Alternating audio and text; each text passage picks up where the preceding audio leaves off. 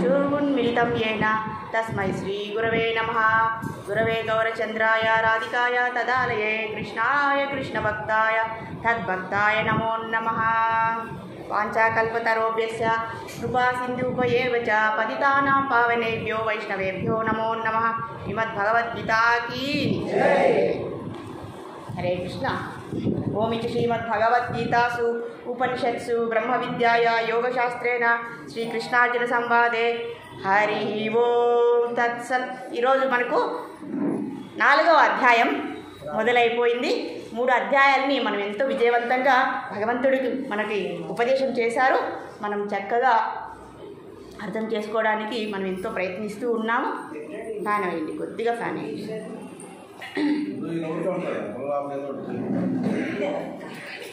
ఈ అధ్యాయంలో మనము మొదటి శ్లోకానికి వెళ్ళే ముందుగా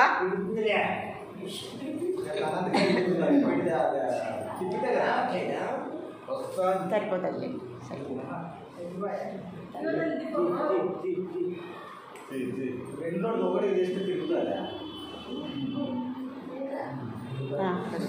हरे कृष्ण।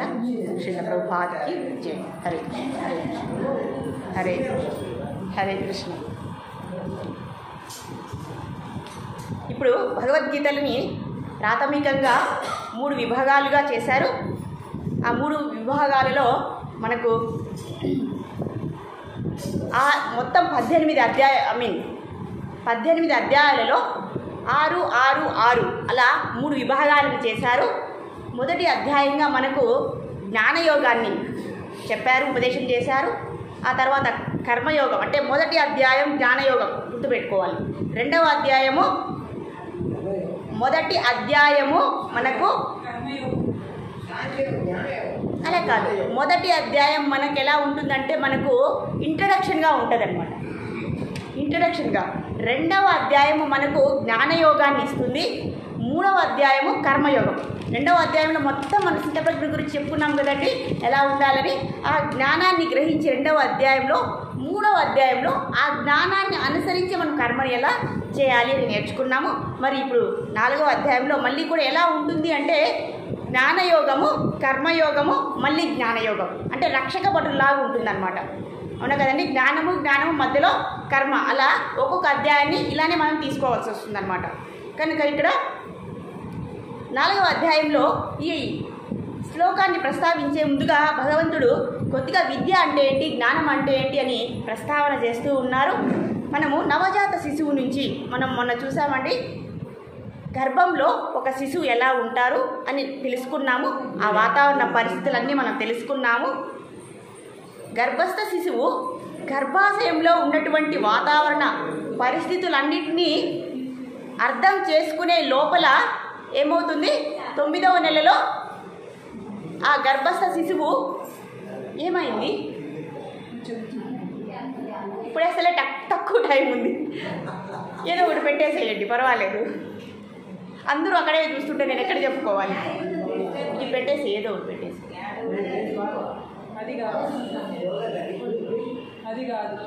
ఇట్లా వెనక్కి తిప్పు, సరిపోయింది వదిలేయండి. హరే కృష్ణ. సరే, నవజాత శిశువు గర్భాశయం నుంచి బయటకు వచ్చిన తర్వాత నవజాత శిశువు అంటారు. అంటే అప్పుడే పుట్టినటువంటి శిశువు. కనుక అప్పుడే శిశువు పుట్టినప్పటి నుంచి ఏమవుతుందంటే శ్వాసను తీసుకోవడం అనేది మొదలు పెడతారు కదండి బాహ్య ప్రపంచంలో.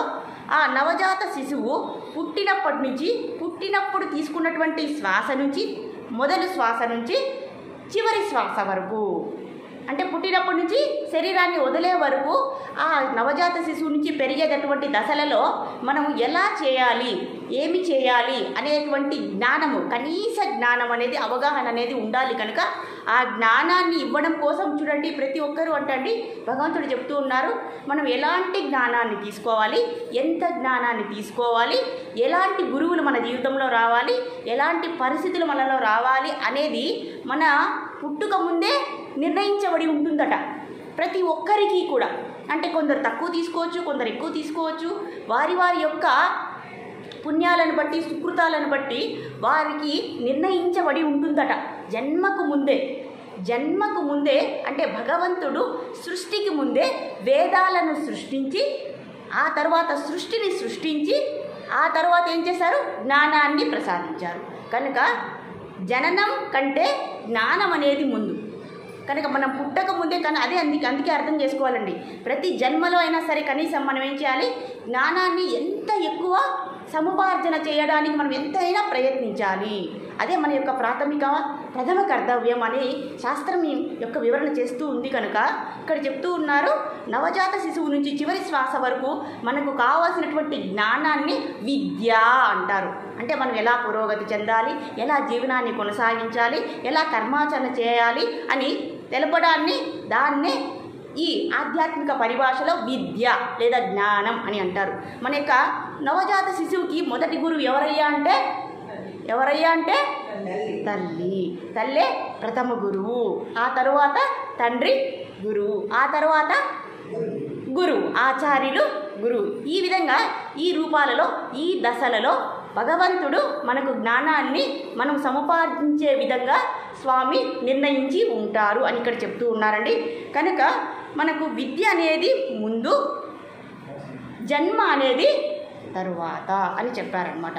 కనుక మనం సముపార్జించేటటువంటి ఆ విద్య మన జీవన విధానాలకి, మన యొక్క పురోగతికి, ముఖ్యంగా ప్రాథమికంగా ఆధ్యాత్మిక పురోగతికి ఈ జ్ఞానం అనేది అవసరము. ఇది అండి ఈ పాయింట్ని ఎక్కువ ఇక్కడ చెప్తున్నారు. అయ్యా, మనిషి జన్మ యొక్క పుట్టుక యొక్క లక్ష్యము, కర్తవ్యం ఏంటి అంటే జ్ఞానాన్ని సముపార్జించడమే మన యొక్క కర్తవ్యం. ఆ జ్ఞానానికి తగ్గట్టుగా సత్కర్మాచరణ చేసుకోవడం, ఆ తర్వాత ధరించడం అనేది మానవ జీవితం యొక్క పరమ లక్ష్యము. ఇది మనము గుర్తుంచుకోవాలి అని చెప్తూ ఉన్నారు. కనుక ఆ విద్యనే వేదములు అని అంటున్నారండి. ఆ విద్యను ఏమంటున్నారు? వేదములు అని అంటున్నారనమాట. మరి పరమాత్మ ఏం చేశారు? అయ్యా, జ్ఞానాన్ని సిద్ధం చేసుకున్నారు, ఆ తర్వాత సృష్టిని సృష్టించారు, జీవులందరినీ సృష్టించారు, అంటే మనుషులని సృష్టించారు, ఇతర రకాల జీవులందరినీ కూడా సృష్టించారు. మరి సృష్టించిన తర్వాత ఏం చేశారు? ఆ వేదాలని పరమాత్మే అన్ని చోట్ల ఉంటున్నారు, కానీ పరమాత్మ ఈ పాలనా వ్యవస్థను, ఈ విద్యను అందించే ఆ వ్యక్తులను కూడా సిద్ధం చేశారట. వారు ఎవరైతే యోగ్యత కలిగి ఉన్నారో, ఎవరైతే ఉత్తమమైనటువంటి స్థితులలో గతులలో ఉన్నారో వారిని ఆయన ఎంచుకొని కొందరికి ప్రవృత్తి మార్గాన్ని, ఇంకొంతమందికి నివృత్తి మార్గాన్ని స్వామివారు కేటాయించారట. అంటే అలాంటి జ్ఞానం కలిగిన వారందరికీ కూడా నివృత్తి మార్గాన్ని, ఆధ్యాత్మిక జ్ఞానం, ఆధ్యాత్మిక పురోగతిలో ఉన్నత స్థాయిలో ఉన్న వారందరికీ కూడా నివృత్తి మార్గాన్ని ఆయన ఇచ్చారట. అంటే ఇప్పుడు మేము ఇద్దరిలో ఉన్నారనుకోండి, ఒకరికి ప్రవృత్తి మార్గాన్ని, కొందరికి నివృత్తి మార్గాన్ని స్వామివారు కేటాయించి మీరు పరిపాలించవలసిందిగా స్వామివారు ఇలా ప్రణాళిక వేసుకున్నారట.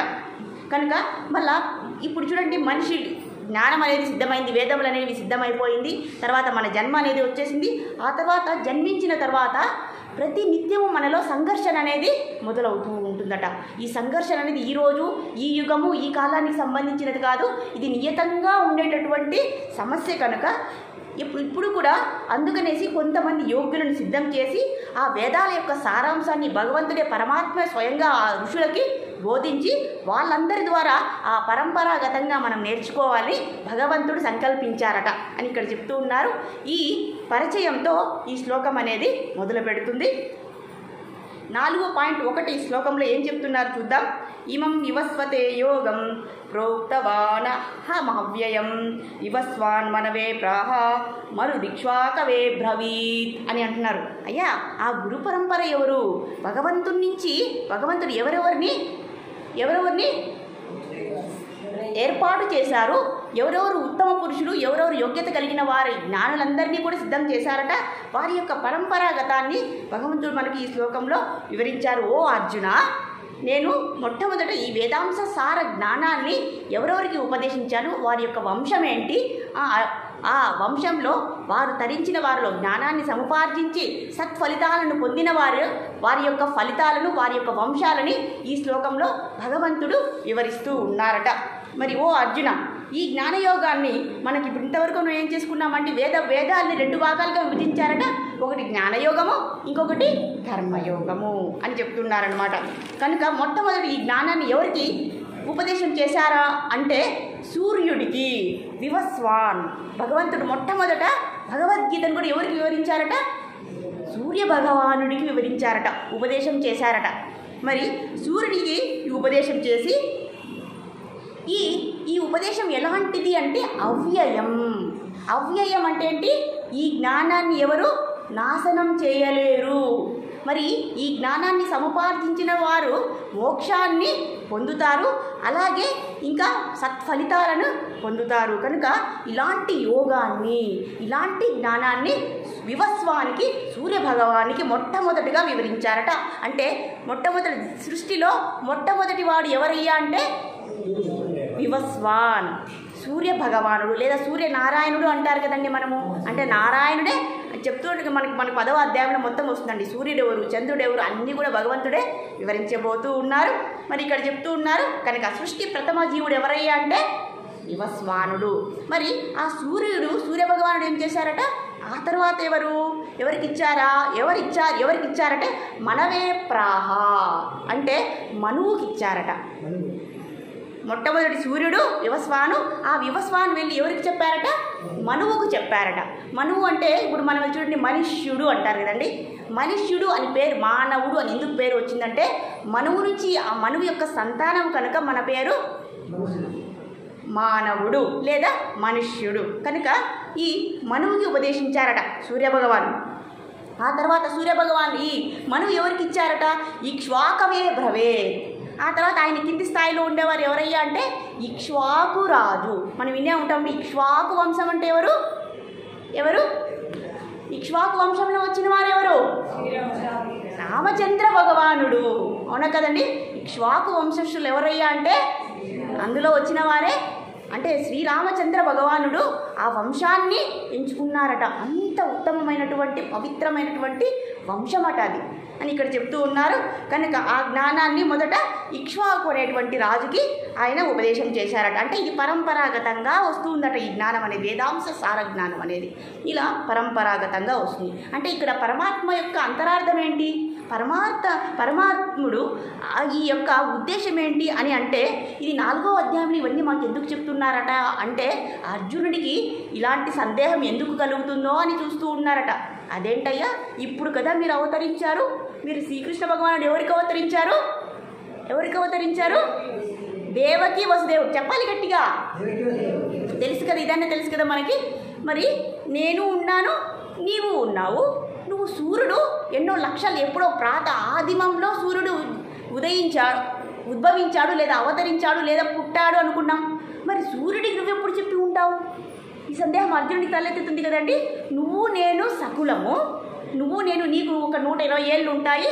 నాకు యుద్ధం చేసి కురుక్షేత్ర సంగ్రామం జరిగేటప్పుడు భగవంతుడి యొక్క వయసు 120 సంవత్సరాలట. నేనైతే చెప్పలేదండి, ఇది భాగవతంలోనే చెప్తూ ఉన్నారు.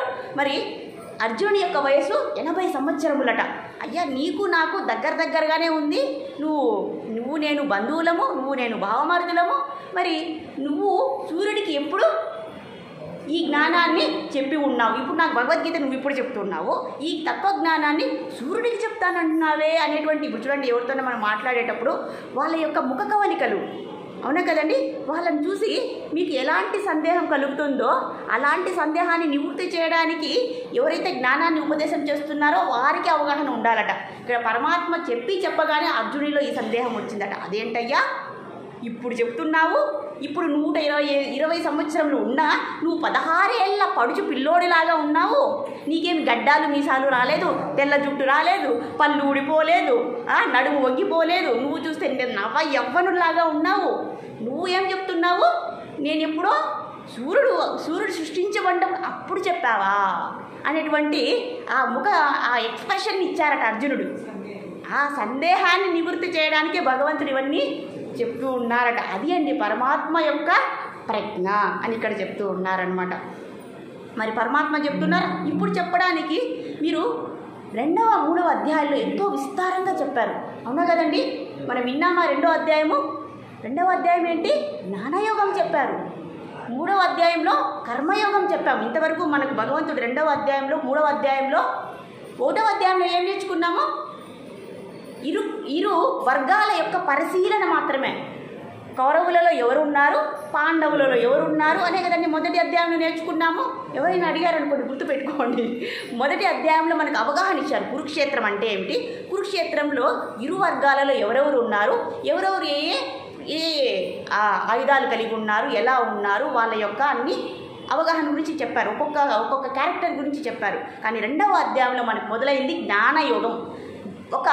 మనకు అర్ధభాగం భగవద్గీతని రెండవ అధ్యాయంలోనే చెప్పేస్తాను. అందుకే అండి నేను ఆ రెండవ అధ్యాయాన్ని మనము హృదయంలాగా భావించాలి. మన శరీరంలో మన హృదయం అనేది ఎంత ముఖ్యమైనటువంటి అవయవమో రెండవ అధ్యాయము అంత ముఖ్యం. అందుకండి ఒక్క శ్లోకాన్ని కూడా మనము ఒకవేళ వదిలినా కూడా మళ్ళీ మనము స్కిప్ అయినా కూడా మళ్ళీ మనం ఎందుకు మళ్ళీ చెప్పుకుంటున్నామంటే అంత ముఖ్యమైనది. ఎందుకంటే రెండవ అధ్యాయం అర్థం కాకపోతే మళ్ళీ మిగతా అధ్యాయాలు అర్థం కావడానికి చాలా కష్టం అవుతుంది. కనుక మనం ఎంతో శ్రద్ధగా వినాలి ఈ జ్ఞానాన్ని అని చెప్తున్నారు. కనుక అయ్యా మీరు రెండవ అధ్యాయంలో, మూడవ అధ్యాయంలో మీరు విస్తారంగా ఎంతో సంగ్రహంగా మాకు ఉపదేశం చేసేశారు.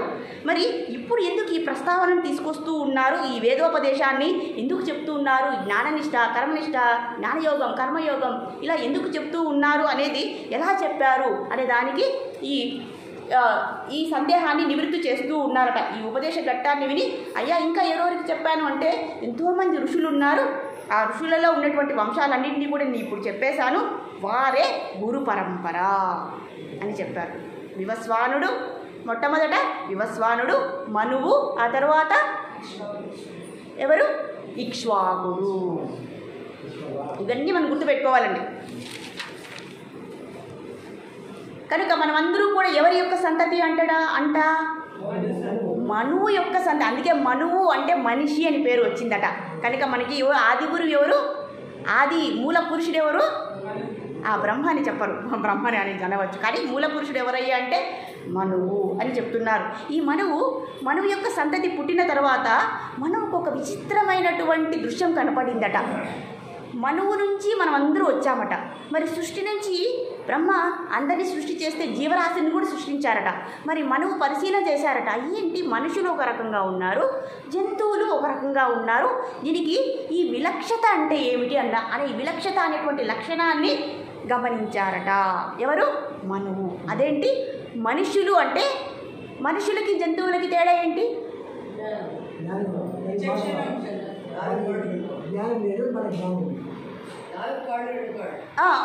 శారీరకంగా భౌతికంగా చెప్తూ ఉన్నారు. కానీ విలక్షత ఎక్కడ ముఖ్యమైనది ఏంటి? మనుషులకి జ్ఞానం, బుద్ధి, మనస్సు ఉందా జంతువులకి? కానీ నిమ్న స్థాయిలో ఉంటుందండి. మళ్ళీ మనం అనుకునేకి లేదు. జంతువులకి నిమ్న స్థాయిలో అంటే తక్కువ స్థాయిలో ఉంటుంది. కానీ ఉన్నత స్థాయిలో ఉండేటటువంటి స్వభావం ఏంటి? మనసు. కనుక జంతువుల నుంచి మనల్ని వేరు చేసేది, అయ్యా మీకు మనసు ఉందా అంటారు. జంతువుల దగ్గరికి అయ్యా మీకు మనసు ఉందా అంటారా? అన్నారు కదండి. ఎందుకంటే మనం అన్ని పనులను కూడా మనసుతో చేస్తాము. మనువు చూడండి ఎంత బాగా వచ్చింది చూడండి. మనువు, మానవుడు, మనసు. అర్థం చేసుకోవాలండి. మనసు యొక్క ప్రాముఖ్యతని ఇక్కడ చెప్తూ ఉన్నారు. మనసు అంటే ఏంటి? మనకి ఇష్టం వచ్చినట్లు మనం ప్రవర్తించడం కాదు. ఆ మనస్సు అనేది ఎలా ఉండాలి అనేది ఇక్కడ చెప్తూ వస్తున్నారనమాట మనకి. కనుక మనస్సు అనేదే, లేదా మనస్సు లేకపోయిందనుకోండి మనకి జంతువులకి తేడా లేదని నేను చెప్పట్లేదండి, ఇక్కడ చెప్తూ ఉన్నారండి. కాబట్టి మీరు నన్ను ఏమి అనుకోకండి. కాబట్టి మనందరికీ కూడా ఉండవలసింది గొప్ప మనస్సు అంటారు కదండి. ఆ మనస్సుకి కానీ జంతువులకి స్వభావం ఉంటుంది, అవునా కదండి. పులికి ఒక స్వభావం ఉంటుంది, నెమలికి ఒక స్వభావం ఉంటుంది, కుక్కకు ఒక స్వభావం ఉంటుంది. కానీ మనకేముంటాయండి? సంస్కారాలు ఉంటాయి. ఆ సంస్కారాలు, కుసంస్కారాలు ఉన్నాయా, మంచి సంస్కారాలు ఉన్నాయా అనేది ఆ మనస్సును బట్టే ఉంటుంది అని ఇక్కడ మనస్సు గురించి చెప్తూ ఉన్నారు. కనుక మనము బుద్ధిజీవులము, మనసుతో పనిచేసే వాళ్ళము, బుద్ధితో ఆలోచించేవారం. కనుక మనం జంతువుల నుంచి వేరు అయ్యాము. మనం అభివృద్ధి పదంలో వెళ్ళాలో, పురోగతిలో వెళ్ళాలంటే, మన జీవితాన్ని అభివృద్ధి దశలో తీసుకువెళ్ళాలంటే మనకు కావాల్సినది జ్ఞానంతో కూడినటువంటి మనస్సు. అదే వేదాంశ జ్ఞానము, అదే వేద వాంగ్మయము ఇక్కడ చెప్తూ ఉన్నారండి. అది చెప్తూ ఉన్నారు. ఇది మనువుని ఆశ్చర్యపరిచిందట. అయ్యా మనిషికి స్వతంత్రం ఉంది, జంతువులకి స్వతంత్రం ఉంది. కానీ మనిషికి గొప్ప మనసు ఉంది. కానీ మనసు ఉండడం వల్ల ఒక లాభము ఉంది, మనసు ఉండడం వల్ల నష్టము కూడా ఉంది. ఏం నష్టం అది? మనసు ఇంద్రియాలు ఉన్నాయి, ఇంద్రియాలు అలా చెప్తే అలా నాకు నచ్చినట్లు నేను వెళ్ళిపోతాను, నాకు నచ్చినది తింటాను, నాకు నచ్చినట్లు వెళ్ళిపోతాను, నాకు నచ్చినట్లు చేస్తాను అనేటువంటి ఆ స్వేచ్ఛ ఏదైతే ఉందో అది మనుషులకు ఉందట. అది ప్రమాదకరమట. మనస్సుని మనము మంచి వైపు వెళ్తే, సత్కర్మాచరణ వైపు వెళ్తే మనం మంచి అభివృద్ధి పథంలో వెళ్తాము. లేదా మనస్సుని మనము ఈ ఇంద్రియాల వైపు, బాహ్య భోగాల వైపు వెళ్తే మనం ఏమవుతామట? అధోగతి పాలు అవుతామట. కనుక మనిషికి మనస్సు ఉండడము ప్రమాదకరమట ఒక రకంగా. అవునా కదండి? అది మనల్ని గుర్తు చేస్తూ ఉన్నారట. కనుక ఆ మనువుని కనుక మనందరినీ కూడా మంచి సన్మార్గంలో పెట్టడానికి మనువు ఏం చేశారు?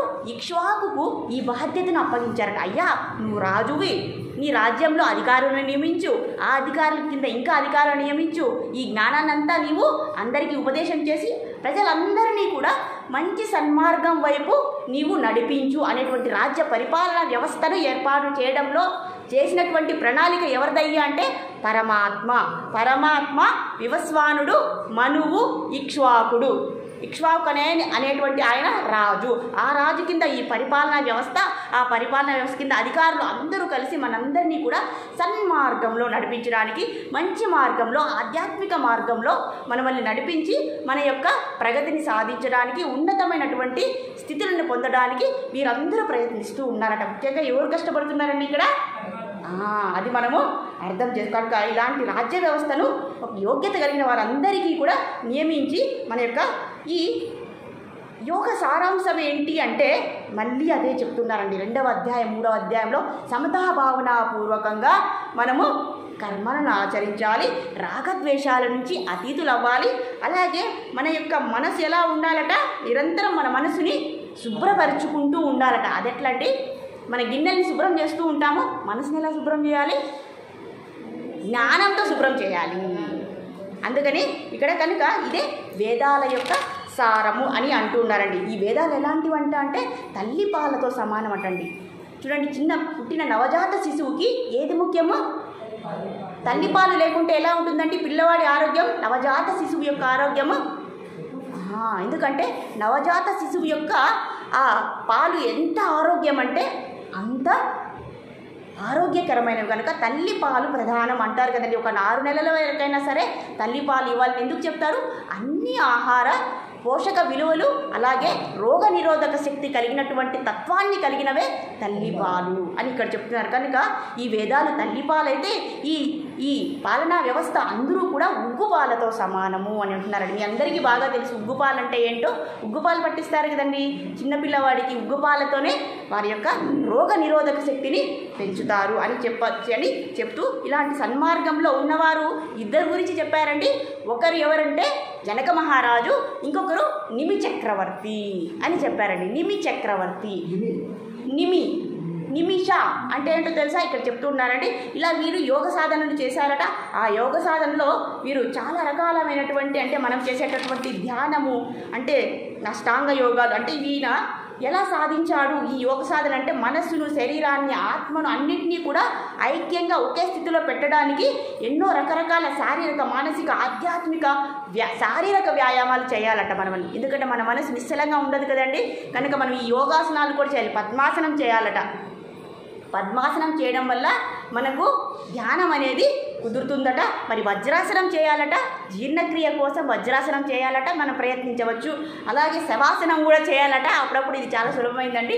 విశ్రాంతి కోసం మనము శవాసనం వేయాలట. అలాగే ప్రాణాయామం చేయాలట. ఎందుకంటే శ్వాసను నియంత్రించుకొని ఆ శ్వాస ద్వారా శక్తిని పొందడానికి మనం ప్రయత్నించాలట. అలాగే ధ్యానం అనేది ప్రశాంతత కోసం చేయాలట. జ్ఞానయోగం, భక్తి యోగం, కర్మయోగం, రాజయోగం ఇలాంటి ధ్యాన యోగాలన్నింటినీ కూడా చేసి ఈ యోగాభ్యాసాన్ని సాధించిన వారిలో నిమి చక్రవర్తి అలాగే జనక మహారాజు ఉన్నారట. అలాగే ఈ నిమి చక్రవర్తి గురించి వృత్తాంతం గురించి అయిపోయింది అనుకుంటా. టైం ఈరోజు అయిపోయిందా? 5 నిమిషాలు ఈ వృత్తాంతం మనం తెలుసుకున్నామని. నిమి చక్రవర్తి ఒకసారి నిమి చక్రవర్తి యొక్క గురువు ఎవరయ్యా అంటే వశిష్ఠుల వారు, వశిష్ఠ మహర్షుల వారు నిమి చక్రవర్తి ఒకసారి యాగాన్ని చేయాలనుకున్నారట. 8,000 సంవత్సరాలు యాగం చేయాలన్నారట. అంటే 5,000 సంవత్సరాలు యాగాలు చేయాలనుకున్నారా అని సంకల్పం చేసుకున్నారట. అయ్యా 5,000 సంవత్సరాలు యాగం చేయాలంటే అతని యొక్క జీవన ప్రమాణం ఎంత ఉండాలి? 1000 ఉంటే 5,000 సంవత్సరాలు అంతకన్నా ఎక్కువే ఉండాలి కదండి. 10,000 ఎంతో ఉండాలి. ఆ కాలం వేల సంవత్సరాలు జీవించేవారు. మనము 100 సంవత్సరాలు జీవించామంటే అది చాలా గొప్పగా భావిస్తాం కదండి. కానీ అప్పుడు ఉన్నవారంతా కూడా ఈ అధ్యయనాన్ని, యోగాభ్యాసాన్ని చేయడం వల్ల వాళ్ళ యొక్క జీవన పరిమితిని, కాలాన్ని కూడా వారు పెంచుకునేవారట ఈ యోగ సాధన ద్వారా. ఒకసారి ఈయన 5,000 సంవత్సరాలు యజ్ఞం చేయాలనుకున్నారట. తన కుల గురువైనటువంటి వశిష్ఠుల వారి దగ్గరికి వెళ్ళారట. అయ్యా నేను యాగాన్ని తలపెట్టాను. యాగం ఎవరి కోసం అండి? యజ్ఞం ఎవరి కోసము? లోక కళ్యాణార్థము. ఎవరి కోసం చేయాలట యజ్ఞము? మనమైతే మన కోసమే చేసుకుంటామండి. అంటే మాలాంటి వారు, మీలాంటి వారు కదండి. కాబట్టి యజ్ఞము ఆయన తలపిచ్చారట. చాలా చక్కగా చేయాలనుకున్నారట. కానీ అప్పటికి వశిష్ఠుల వారు ఇంద్రుడి దగ్గరికి వెళ్ళారట. ఇంద్రుడు కూడా ఏదో యాగం చేయాలని సంకల్పించారట. అయ్యో ముందుగా ఇంద్రుడు అడిగాడు కాబట్టి నేను స్వర్గానికి వెళ్ళి ఇంద్రుని యొక్క యాగాన్ని నేను పరిసమాప్తి చేసి మళ్ళీ వచ్చి నేను నీ యజ్ఞాన్ని నేను పూర్తి చేస్తాను అని చెప్పారట. ఇంత లోపల నిమి చక్రవర్తి అన్నారట, అయ్యా మీరు వెళ్ళి వచ్చే లోపల నా ఆయు ప్రమాణం కూడా తగ్గిపోతుంది అని ఎంతో చక్కగా ప్రార్థించారట. కానీ వశిష్ఠుల వారు అక్కడికే ఇంద్రుల వారి దగ్గరికే వెళ్ళిపోయారట. ఈ సమయంలో ఏం చేశారంటే ఈయన యాగాన్ని తలపెట్టారట. ఈయన గౌతమ మహర్షి దగ్గరికి వెళ్ళి అయ్యా నా యాగాన్ని మీరైనా పరిసమాప్తి మీరు ఆరంభించండి అని చెప్పారట. ఇప్పుడు గౌతమ మహర్షి ఇలాగే ఇంకా కొంతమంది ఋత్వికులందరూ కలిసి యాగాన్ని మొదలుపెట్టారు. చాలా 500 సంవత్సరాలు యాగం నిర్విరామంగా చేశారట, నిరాటంకంగా చేశారట. ఆ తర్వాత 500 సంవత్సరాల తర్వాత వశిష్ఠుల వారు స్వర్గం నుంచి భూలోకానికి వచ్చారట. వచ్చి రాగానే ఎక్కడికి వచ్చారట? ఈ యజ్ఞ ప్రదేశాన్ని, ఈ యజ్ఞ కుండ ఉండే దగ్గరికి వచ్చారట. అయ్యా పేరెంటాలకటండి మనం పిలిస్తేనే వెళ్ళాలటండి. కానీ యజ్ఞ యాగాది క్రతువుల కోసం ఆ ప్రదేశాలకు మనం ఏం చేయాలి? పిలవకపోయినా కూడా ఆ యజ్ఞశాలని మనము దర్శనం చేసుకోవాలట అని శాస్త్రము ఇక్కడ మనకు చెప్తూ ఉంది. కనుక వశిష్ఠుల వారు ఎంత మహర్షి అయినా కూడా ఆ యజ్ఞాన్ని తిలకించి మనం దర్శనం చేసుకుందామని వెళ్ళారట.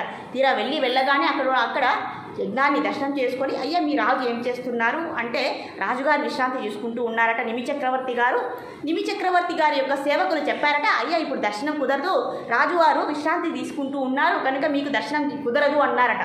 ఇదేంటండి, మన యొక్క కులగురువులు వస్తే మనం నిద్రపోతున్నా ఏం పని చేస్తున్నా ఏం చేయాలి? మన యొక్క గురువులని ఏం చేయాలి? వాళ్ళని పంపించేసేయాలా? లేదండి, వాళ్ళని మనము సత్కరించాలి. వారు మన దగ్గరికి రావడమే మన యొక్క అదృష్టము, భాగ్యంగా మనము భావించాలి అని శాస్త్రము చెబుతూ ఉంది. కానీ నిమి చక్రవర్తి గారు ఇలా చెప్పించారట వాళ్ళ సేవకులతో, ఇప్పుడు కుదరదు, తిరిగి మళ్ళీ రమ్మని. ఎందుకంటే యజ్ఞానికి ఈయన పూనుకోలేదు కదండి, ఈయనకి కోపం వచ్చేసిందట. ఎవరికి? నిమి చక్రవర్తి. అంటే కులగురువుల మీద ఇలా మనము ఆగ్రహం, ఇలా మనం దోషారోపణ చేసుకోవచ్చా? చేయకూడదు. అదే ఇక్కడ చెప్తూ ఉన్నారటండి. మరి గట్టిగా పిలిచారట వశిష్ఠుల వారు, అయ్యా ఓ నిమి చక్రవర్తి నువ్వు బయటికి రా, ఏం చేస్తున్నావు నువ్వు? నేను వస్తే నువ్వు నాకు దర్శనం లేదంటావా అని గట్టిగా పిలిచారట. నిమి చక్రవర్తి పరిగెత్తు వచ్చారట. అయ్యా నేను లేకపోయినా నువ్వు యజ్ఞం చేశావు, సంకల్పించావు, బాగానే ఉంది, కానీ నేను నీ దర్శనం చేస్తానంటే నాకు కుదరదని నీ సేవకులతో చెప్పిస్తావా అని ఆగ్రహించారట. ఆ క్రోధం అనేది ఎలాంటి క్రోధం అని కూడా ఇక్కడ చెప్పిస్తున్నారంటే అది భౌతికమైనటువంటి క్రోధం కాదట, ఇది శాస్త్ర విదితమైనటువంటి కోపం. నీకు నీ శరీరం మీద అహంకారము, గర్వము ఎక్కువైపోయింది, నీకు అన్ని తలకెక్కినాయి కనుక నీవు నన్నే అధిక్షేపణ చేస్తున్నావు అన్నారట. వెంటనే నిమి చక్రవర్తికి కూడా కోపం వచ్చి ఇలా అన్నారట, నేను అడిగాను యజ్ఞం చేయమని, కానీ నీకు ఇంద్రుడు చాలా దక్షిణ ఇవ్వాలని చాలా ఇచ్చేవాడిలాగా అనుకున్నారు, మీరు ఆ దక్షిణ కోసమే అక్కడికి వెళ్ళి ఆ యాగాన్ని ముందు చేసి నా దగ్గరికి వచ్చారు, మీకు కావాల్సిన దక్షిణే నేను కాదు, నేను మిమ్మల్నే నమ్ముకున్నాను, ఇలా మీరు చేయవచ్చా అన్నారట.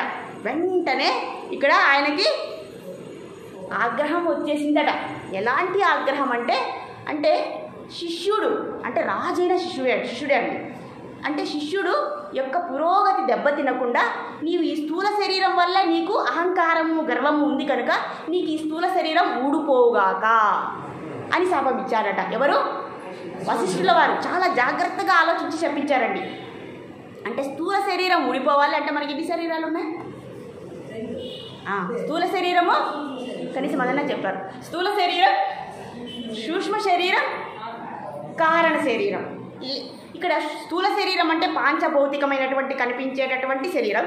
సూక్ష్మ శరీరం అంటే అన్ని సంస్కారాలు ఉండేటటువంటి శరీరం, అంటే ఆత్మని చుట్టి ఉండేటువంటి శరీరం సూక్ష్మ శరీరం లేదా లింగ శరీరం అని కూడా అంటారు. ఇంకొక దాన్ని కారణ శరీరం అంటారు. ఇక్కడ మనం ఈ రెండు శరీరాల గురించే చర్చించుకుంటూ ఉన్నాము. ఆ తర్వాత వెంటనే ఆయనకు కోపం వచ్చి ఈ నిమి చక్రవర్తికి కోపం వచ్చి నన్నే నీవు శపిస్తావా అని ఆయన తిరిగి ఆయన్ని శపించారట. నీ స్థూల శరీరం కూడా ఊడిపోవుగాక అని ప్రతిశాపాన్ని ఇచ్చారట. ఎవరు? చూడండి, గురువుని అధిక్షేపించడమే మహా పాపం, మరి ప్రతిశాపం ఇవ్వడము ఇంకా మహాపాపం. అవునా కదండి? మరి ఏమైంది? వెంటనే వశిష్ఠుల వారు బ్రహ్మదేవుడి దగ్గరికి వెళ్ళిపోయారట. అయ్యా, నేను మీ బ్రహ్మ మానసపుత్రుడిని, నేను మీకు పుత్రుడిగా పుట్టడానికి ఎన్నో వేల సంవత్సరాలు తపస్సు చేశాను. ఆ యోగశక్తితో నేను మీకు పుత్రుడిగా జన్మించాను. ఇప్పుడు చూస్తే నాకు ఈ నిమి చక్రవర్తి శపించారు, నా స్థూల శరీరం ఊడిపోవుగాక అని శపించారు, నన్ను ఏం చేయమంటారు అని అడిగారట. వెంటనే బ్రహ్మదేవుడు అన్నాడట, అయ్యా ఏమీ పర్వాలేదు, పిల్లి శాపం పెడితే ఉట్టేమి ఊడిపోదు కనుక కొన్ని రోజులు నీవు ఈ శరీరం లేకుండా, స్థూల శరీరం లేకుండా నీవు నా రక్షణలో ఉండు అని వశిష్ఠుల వారిని ఆయన పరిరక్షించారట. మరి ఈ భూలోకంలో నిమి చక్రవర్తి యొక్క పరిస్థితి దారుణం అయిపోయిందట. చూడండి, యజ్ఞం చేయాలంటే యజ్ఞకర్త ఉండాలి కదండి, యజ్ఞం సంకల్పించిన వారు ఉండాలి కదండి. 500 సంవత్సరాలు యజ్ఞం చేశారట. 500 సంవత్సరాలు. ఇప్పుడు స్థూల శరీరం ఊడిపోయిందట. అంటే స్థూల శరీరం ఏమైపోయింది? పడిపోయింది. కానీ ఇక్కడ మిగిలింది ఏంది? సూక్ష్మ శరీరం. ఆ సూక్ష్మ శరీరం ఉందట. ఇప్పుడు ఈ ఋత్వికులు గౌతమ మహర్షి ఇప్పుడు మేమేమి చేయాలి, ఈ యజ్ఞాన్ని ఎలా కొనసాగించాలి, లోక కళ్యాణార్థం. చూడండి, వశిష్ఠుల వారు లోక కళ్యాణం కోసమే అవతరించారటండి. అలాగే ఇక్కడ నిమి చక్రవర్తి కూడా లోక కళ్యాణార్థం ఆయన చేస్తూ ఉన్నారు. మరి ఈ దశలో చూడండి, కోపం అనేది ఏ దుష్పరిణామాలకు దారి తీస్తుంది. గురువులని అధిక్షేపించిన మహా పాపమని ఇక్కడ చెప్తూ ఉన్నారట.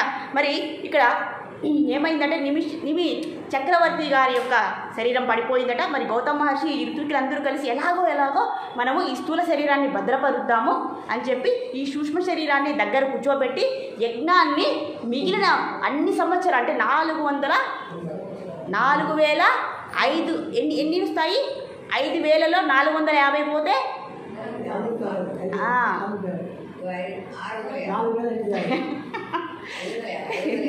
5,000 సంవత్సరాలలో నుంచి 450 సంవత్సరాలు, 500 సంవత్సరాలు తీసివేస్తే ఎన్ని వస్తాయి? 4,500 సంవత్సరాలు అనుకున్నాం.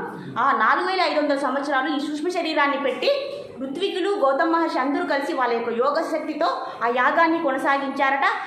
యాగం అనేది, యజ్ఞం అనేది పరిపూర్ణమైందట. ఈ సూక్ష్మ శరీరం అలానే ఉందట. దేవతలందరూ వచ్చేసారట, ఇంద్రుడు కూడా వచ్చేసారట. అయ్యా, నీ యజ్ఞం అనేది పరిపూర్ణమైనది, నీకేం వరం కావాలో కోరుకో అన్నారట. వెంటనే ఈ సూక్ష్మ శరీరం మాట్లాడుతూ ఉందట, అయ్యా నేను నిజంగా తప్పే చేశాను, నాకు ఈ స్థూల శరీరం వల్ల అహంకారం, గర్వం అనేది ఏర్పడినది. ఇది మనం గమనించాలండి. దేనివల్ల వస్తుంది మనకి అహంకారం, గర్వం అనేది? స్థూల శరీరం వల్ల. మరి సూక్ష్మ శరీరం వల్ల మనకేమొస్తుంది తెలుసా? మంచి సంస్కారాల లేదా చెడు సంస్కారాల అనేది ఇక్కడ ఉంటుందట. మరి ఈ యజ్ఞం ద్వారా ఆయన యొక్క స్థూల శరీరాన్ని అయితే రక్షించుకోలేరట. కానీ సూక్ష్మ శరీరాన్ని యజ్ఞం ద్వారా, యజ్ఞ పద్ధతి ద్వారా ఆ సూక్ష్మ శరీరాన్ని శుభ్రపరిచి మంచి సంస్కారాలను అందించి సంస్కారాలన్నింటినీ అంటే చెడు సంస్కారాలన్నింటినీ తొలగించారట. చూడండి, యజ్ఞం చేయడం వల్ల మనకు మంచి సంస్కారాలు వచ్చి చెడు సంస్కారాలన్నీ కూడా, అందుకే అంటండి యజ్ఞాలలో మనము భాగస్వామ్యాన్ని పొందాలట అని ఇక్కడ చెప్తూ ఉన్నారు. ఇంకా ఇంద్రుడు అడిగారు, ఆయన అన్నారట, అయ్యా నాకు స్థూల శరీరం వద్దు, నాకు ఈ సూక్ష్మ శరీరం మీద నాకు చాలా మమకారం ఉంది. నేను ఈ సూక్ష్మ శరీరం రూపంలో, ఈ వాయువు రూపంలో అన్ని శరీరాలలో నేను నెలకొని ఉండాలి, అలాంటి వరాన్ని నాకు మీరు ఇవ్వండి అని మన అమ్మగారితో అడిగారట. ఇప్పుడు అమ్మగారు ఏం చేస్తారు?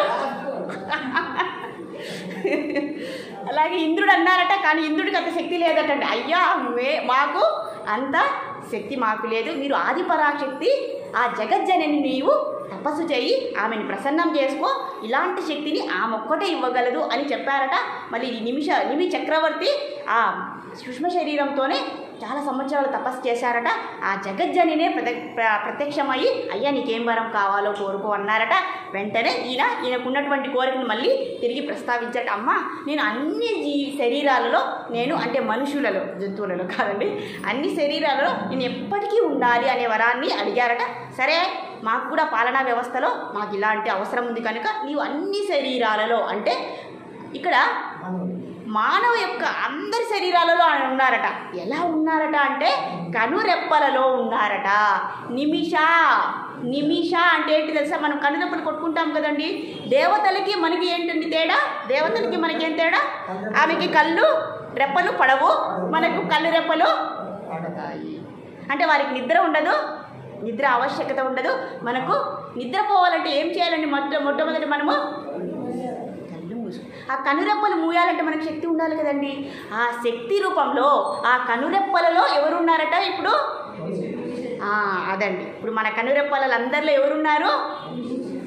నిమి చక్రవర్తి ఉన్నారు. అంటే మన కన్నులు ఆర్పడానికి మరి తెరవడానికి శక్తిని ప్రసాదించేటటువంటి వాయు రూపంలో ఉన్నవారే నిమి చక్రవర్తి. కనుక ఈయన ఇప్పటికీ ఆ యజ్ఞం ద్వారా ఆ దోషం ద్వారా ఆయన ఏమి నేర్చుకున్నారు అని చెప్తే పైశునం అనే లక్షణాన్ని, అంటే గురువుల మీద కానీ ఆచార్యుల మీద కానీ ప్రతి ఒక్కరి మీద మనము దోషారోపణని చేయకూడదు. చూడండి, ఒక్కొక్కసారి మనం తప్పులు చేయము, కానీ మనలో తప్పు ఉందని లేని తప్పును కూడా మన మీద ఆపాదిస్తూ ఉంటారు. అది మహా కష్టాలకు దారితీస్తుందండి. దాన్ని పైశునం అంటారట. అంటే మనలో లేనటువంటి దోషాన్ని ప్రదర్శించడం. అయ్యా నువ్వు ఇలాంటి వాడివి, అలా నువ్వు ఇలాంటి వాడివి, నీకు ధనార్జన ఎక్కువైపోయింది అన్నారు. వశిష్ఠుల వారికి ఎందుకండి ధనం? కానీ ఆయన్ని అలా అవమానించారు కదా.